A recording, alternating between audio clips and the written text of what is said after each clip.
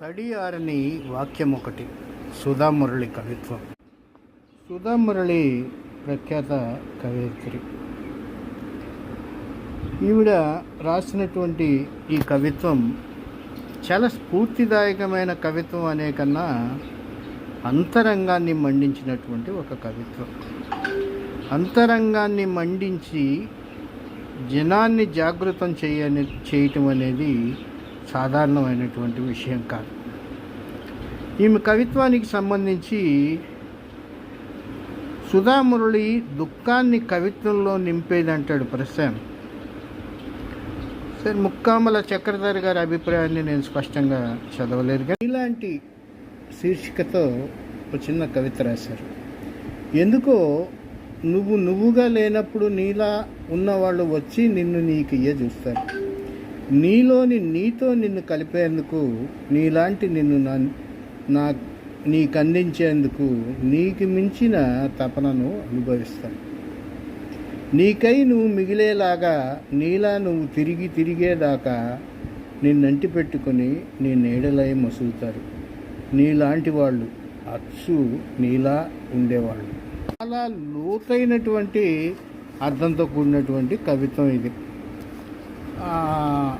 దీన్ని ప్రత్యేకంగా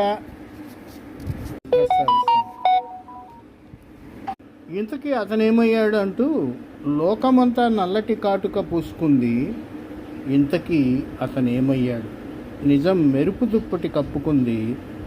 ఇంతకీ అతనేమయ్యాడు? ఎడారి నిండా ఒకటి అబద్ధపు వరద. ఇంతకీ అతనేమయ్యాడు? నమ్ముకున్న సిద్ధాంతాలు కళ్ళకు గంతలు కట్టాయో, ఒకే కోణపు తాడులు నోట్లో గుడ్డలు కుక్కాయో అతడు లేడు. గారి కవిత్వం నాకు అందిన కొత్త పుస్తకం. నిజానికి ఈ పుస్తకం మొన్న ఆదివారం నాడే నా చేతికి అమూల్య చంద్ పుస్తక ఆవిష్కరణ కార్యక్రమంలో ఆవిడ స్వయంగా అందించారు. ఆ రోజు ఈ పుస్తకంపై నా అభిప్రాయాన్ని చెప్పాలనుకున్నాను. అయితే అప్పటికే ఆవిడ కవిత్వాన్ని చాలా చదివాను నేను. ఈవిడ సుధామురళి అని నాకు తెలియదు, కానీ ఆమె కవిత్వం కన్నీటి కవిత్వం అంటారు.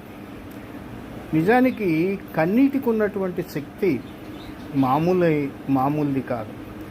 మండిన హృదయం బాష్పమై కన్నీరుగా రాలి అక్షరాల్లో ఒలికి ఒక అద్భుతమైనటువంటి చైతన్యాన్ని, ఆలోచనని రగిలిస్తుందంటానికి సుధామురళి గారి కవిత్వం ఉదాహరణ.